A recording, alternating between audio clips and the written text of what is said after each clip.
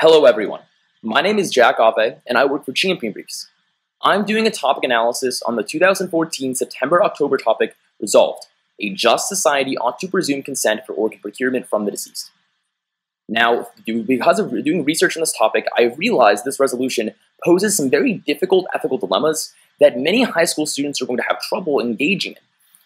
So, in order to help resolve or clarify these issues, I'm going to be going over the resolution as a whole, some key terms within the resolution, core topic literature on both sides, and then core philosophical and framework arguments that any debater will need in order to effectively discuss this resolution.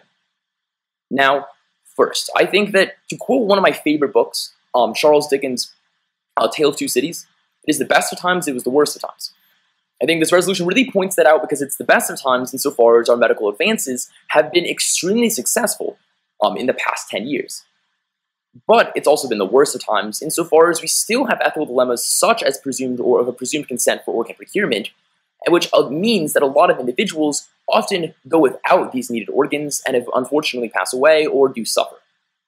So because of this ethical dilemma, we have to question whether or not we value the idea of autonomy of the individual, whether that consent will be that presumed consent could violate their autonomy, or if we look to the greater good of helping people in the long run. So these ethical dilemmas I'm going to be going over in this topic analysis, and hopefully looking into delve into some really important issues that debaters are going to be facing. Now, before we engage in the key words of the resolution, we have to know a little bit about it first. So traditionally, there has been an issue that has risen ethically with the idea of organ procurement. Especially in an ideal situation, we'd want every single individual to directly report whether or not they want their organs donated. But there are a couple issues with this. First is that sometimes individuals do not leave enough evidence in order to say that what they want to do with their organs after they're deceased. But the second issue with this as well is that the idea that individuals may change their minds later, and for example, if someone doesn't want their organs donated when they're 20 but then die when they're 60 and then do want their organs donated, it might be an ethical dilemma as well.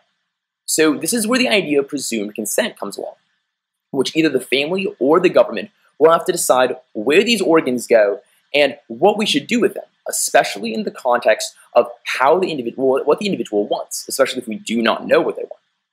So this leaves open two different systems that are prominent in topic literature. That's going to be the opt-in system and the opt-out system. Now, these are terms that you really will have to know, especially in debating this topic. The opt-in system is a system that we have in the United States where you have to explicitly show that you want your organs donated, and if not, we're always going to presume that you do not. And an opt-out system is the exact opposite. You have to opt out of organ procurement and have a justifiable reason, especially within a government. Now, these systems can be seen across with the UK, previously in Brazil, along with Spain. Now, these systems as well are something that there's a lot of comparative literature on, which is something that many debaters have to be well read with. So with these two systems in mind, we can also look to a third system as well, which I briefly mentioned, which is the mandatory consent idea, where that every individual will have to, at one point in their lives, whether it's getting the driver's license or at some time when they come of age of some sort, will have to say that yes or no to the idea of donating their organs. Now, I believe that especially when I delve into topic literature for the negative, this might be a viable counterplan. But as we can see, that sometimes this may not be a good idea, like I said earlier, because individuals may change their mind in the long run. But absent that issue, let's look to the resolution as a whole and look to specific terms of art and specific terms that debaters can utilize within the resolution. Now, the first thing you have to look to is the idea of a just society. Now, traditionally, this is going to be interpreted in a very Aristotelian or Rawlsian point of view, which is going to be the idea of giving each their due. So in a society that has an obligation to give each their due, we then have the ethical dilemma of, do people deserve to have their organs donated or taken away from them if they have not explicitly given consent? At the same time, though, a just society doesn't just focus on the deceased, but also focuses on the living as well. So does someone who has done nothing wrong deserve to have a failing kidney and then pass away because of that disease? Now, this is an ethical dilemma, again, people will have to overcome within a debate round. Now, the next term that I like to analyze is the term ought. Like every other LV resolution, I would presume that ought indicates a moral obligation or some conception of fairness or rightness. So therefore, it is something that a just society would have an obligation to commit an action, which is presume that consent is there. That's where we come to the idea of presumed consent. This is an idea or a concept that is very, very strange and very, very iffy, especially in medical ethics. Insofar as we wouldn't really want to make a mistake, especially when it deals with someone else's body. So the idea of presumed consent is usually associated with the opt-out idea, which is the idea I just discussed about a certain type of way a policy should be enacted. Therefore, I would say most traditional affirmatives are going to be advocating for this type of opt-out systems, when many negatives are going to revert to the converse, which is saying we should have an opt-in system. The idea of organ procurement from the deceased also poses a very weird ethical dilemma, which is outlined especially in the topic analysis from Brian Hodge in the champion brief, I guess, which is the idea of what are we classified as deceased? Is that someone who is going to be brain dead or in a coma who doesn't have a chance of waking up, or is it going to be someone who their heart is actually stopped beating? Now, this is a dilemma. This could be a dilemma as well, and where you could, as a negative, especially exploit different types of concepts where maybe someone has the possibility of waking up from a coma or from a vegetative state, and therefore becoming it might be a violation of their bodily integrity if we do take the organs when they have that chance of regaining consciousness and rationality. So, under this dilemma, I think it's really important to ask yourself as a debater or as a coach these important questions when examining this resolution. Now, I think it's really important to look to key topic literature, especially for an affirmative debater. Now, the largest issue that we need to look to is the idea of autonomy. Now, many negative debaters, so when you are writing affirmatives just as a general rule, I personally always try to think of what negatives are going to say, and then how the affirmative can respond to that, whether that's preemptively or especially in the 1AR. Now, I think the largest issue that negatives have is the idea of autonomy. So, Daniel Springer from Oakland University concludes in 2002 in an article entitled Organ Donation, Autonomy, Presumed Consent, and Mandated Choice, that both presumed refusal and presumed consent seek to respect the autonomy of individuals, but fail to do so. There will be people whose desires are not met. There will be some who wish to donate, but under a presumed refusal system, their organs will not be donated. Likewise, there will be some who do not wish to donate, but under a presumed consent system, their organs will be donated. There will be wishes of people the wishes of people will be violated. Now, I think this shows a direct analysis or confliction between the idea of this ethical dilemma, that whether or not someone wants the organ donated or not, because it's always going to vary between people, that no matter if we have an opt-in system or an opt-out system, there will always be some sort of violation of autonomy, which mean an individual's rights are going to be harmed. But another analysis by a person named Gill, which is also in the brief, shows directly that around 70% of Americans actually want organ donation. So, therefore, it would be always better on the side of presumed consent, because we'd disrespect the least amount of autonomy if we actually do presume consent, because most people would want to donate their organs even if they haven't explicitly said so already. This is a very interesting argument for affirmatives as well.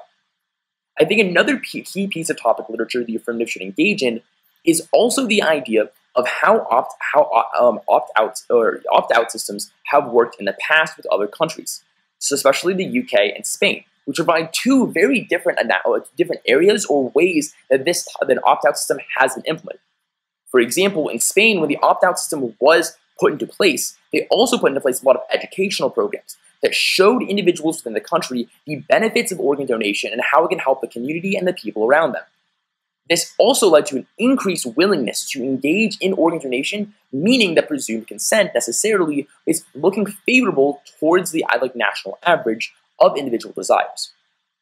But then, at the same time, when you have countries such as Brazil and the UK, specifically Brazil, where this education was not put into place with policy, meaning that there is led to be a negative backlash from the public. I'll get to that argument especially when we talk about negative topic literature.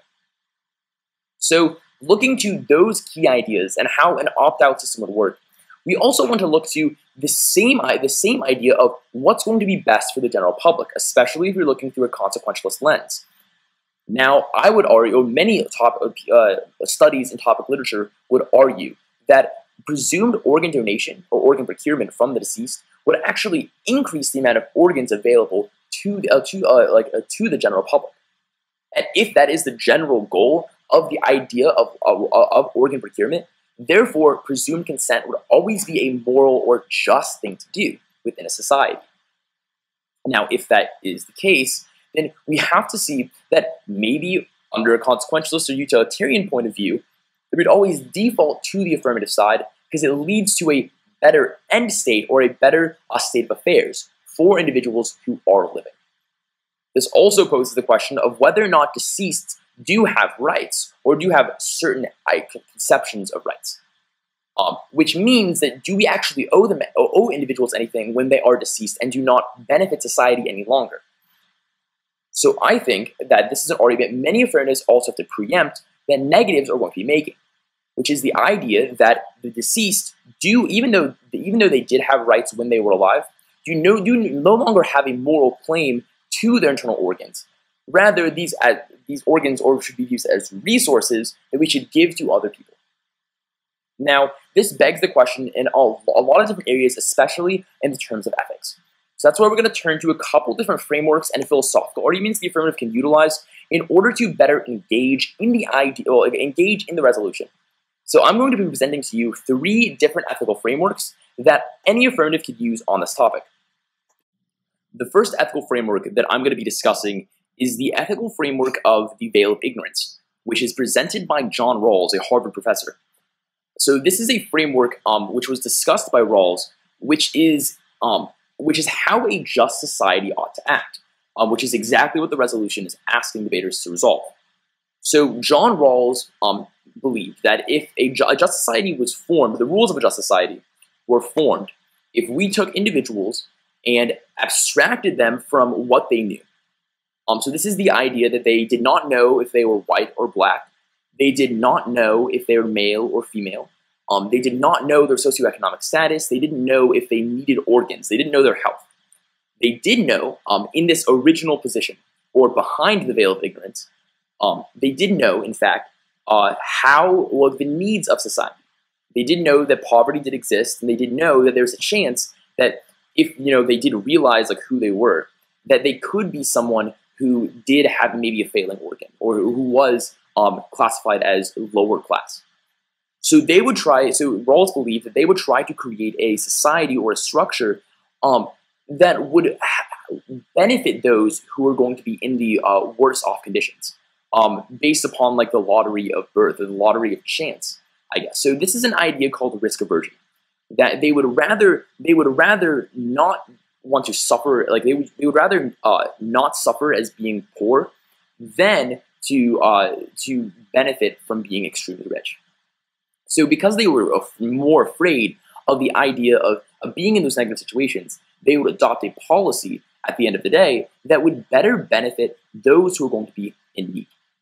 So this type of philosophical argument is usually most just because it means that a society is making rules upon unbiased judgments. So normally when we see policies being passed today or policies and other normative frameworks that are going to be justified, they're usually biased towards a set of people. Rawls thinks that this is the most fair or most just system or way a society can function because an individual would not know what their interests would be. So they always try to benefit the interest of the least well off because they don't know if they're actually within whatever bracket, wherever they stand in society. This, at the end of the day, could justify a presumed organ procurement from the deceased because we would not necessarily know if we were going to be someone who is in need, someone who is in need of an organ. So we'd always want to say that because we do not know if we are going to be in need of this organ and might need this resource, as Rawls might put it, that we would always want to have presumed consent, which has the chance of alleviating the pressure of organ donation for the entire society, overall increasing the idea of or increasing the benefit, I guess the chance, or decreasing the chance that someone is going to be pass away because they do not possess a certain organ. Now, for research on this, please look to Champion Briefs. I know we have several different pages that directly highlight this type of argument as well, along with a very in-depth topic analysis or framework analysis by Michael Fried on this idea. Now, the second framework that I think is going to be very vital for many affirmatives is going to be the idea of communitarianism. Now, this is not a very common framework, especially when I was debating, but it's the idea that we construct, like a just society that constructs or that help protects the community as a communities as a whole. Because, as the main author Etzioni concludes, that communities are how we form our own moral agency and our moral individuality. So, at the end of the day, the community is something we have to protect as a whole, which is going to be the most just. This also justifies presumed consent, because as Etzioni wrote himself, one of the main authors of communitarianism, in an article entitled Organ Donation, a Communitarian Approach, that the essence of a communitarian approach is that it seeks to make organ donation an act people engage in because they consider it their social responsibility, something a good person does, akin to volunteering, contributing to a cause, not parking in handicapped spaces, for recycling, not washing one's car when there's a water shortage, and so on. Now, this type of position would justify presumed consent because Etzioni would argue that individuals would always want to do what's best for the community as well. Even if we agree there would be some abstention or some maybe a disagreement to the idea of like religiously maybe within a community, that they could be abstained, but a majority of people who do not have a solid conviction against donating their organs or organ procurement should be able to donate their organs in order to benefit those who are going to be in need. So, at the end of the day, Etzioni would be able to justify presumed consent and in order to help individuals to help protect the idea of the moral community, which is how we form our moral agency. Now, the last framework that I think is going to be very, very important for an affirmative is the framework of a consequentialist framework.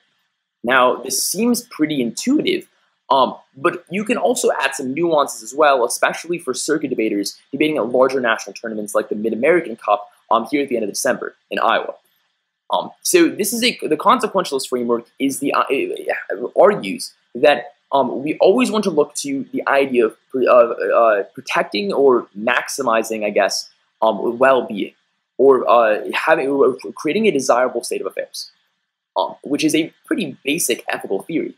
But if a debater can justify why this ethical theory may be true or may be correct, that could be a way to saying that if maybe someone's framework is true, if the resolution is inherently utilitarian on the affirmative, that if utilitarianism is the best ethical theory, that automatically justifies maybe why someone would want to vote for the affirmative.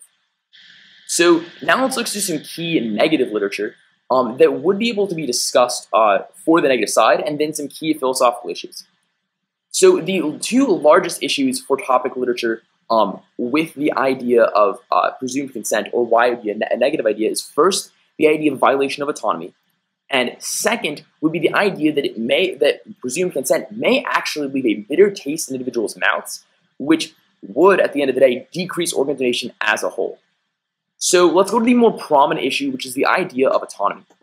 So many individuals writing about topic literature would say that presumed consent would violate the autonomy of an individual who was deceased, and even maybe the wishes of the family. So we can see, for example, common law usually respects what the individual or what the deceased want. This is seen through the idea of wills, or the idea of how individuals or how we respect what individuals want, such as wills. So even though we already have the norm that we respect what the deceased want, it would be a violation of their rights or a violation of what a just society ought to do because we are disregarding what they want. It's like saying that maybe someone could leave their estate to X family member, but the government says no, we should donate this the estate to help other people in need. Even though in the long term in a consequentialist view that may be justified, but on a more intuitively, that seems morally morally wrong. So I think that's a very large argument many negatives can exploit. But the second argument, I think, is also the idea of a consequentialist framework. So as John Fabi in an article entitled "Organ Donation and Presumed Consent" concludes that the attitude in organ donation in the United Kingdom is positive. Around 70% of people state that they would be prepared to be organ donors, which compares favorably with the USA and European countries.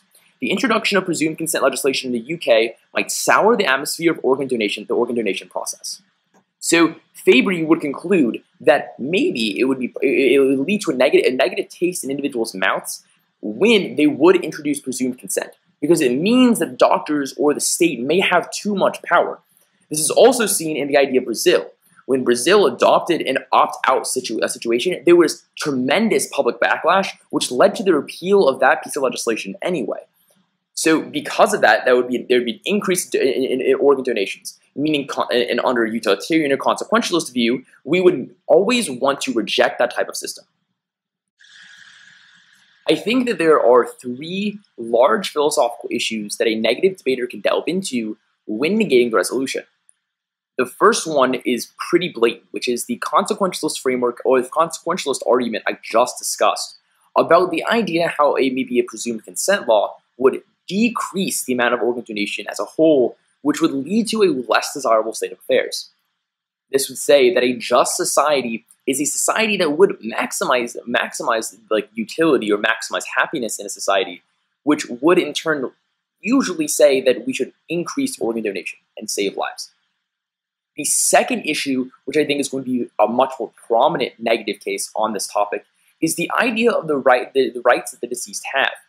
That whether it's the right to have a religious abstention to the idea of presumed organ consent or presumed organ procurement, or to the idea or even to the idea that like we have to respect the will or the desires of the family, and that we should, or the family or the individual, and should not act just because it may be a good idea for the society as a whole. This is like the same idea that we would have if an individual left a will for their family. That a just society usually wouldn't completely throw out the will and then donate the estate to build like a public playground. Rather, they respect the will of the individual and respect their rights as a whole. This type of argument is going to be very, very popular for negative, and I believe it's very, very compelling. The last argument is a contractarian framework, which Michael Fried alludes to in his topic analysis in the brief for September-October. This is the idea that a contract or an agreement between an individual or between an individual and a government has to have direct consent or a direct analysis, or it isn't going to be a legitimate contract. If a member of the party or the member of one of the parties is deceased, it's very, very hard to get actual consent and create a moral agreement between two agents, therefore not being able to be a moral or just idea. Thank you all again for watching. If you have any questions or concerns, please visit the website championbriefs.com and even refer to our brief as a whole, which might be able to clear up some issues that might have been unclear during this analysis. Thank you again for watching, and good luck for the rest of the season.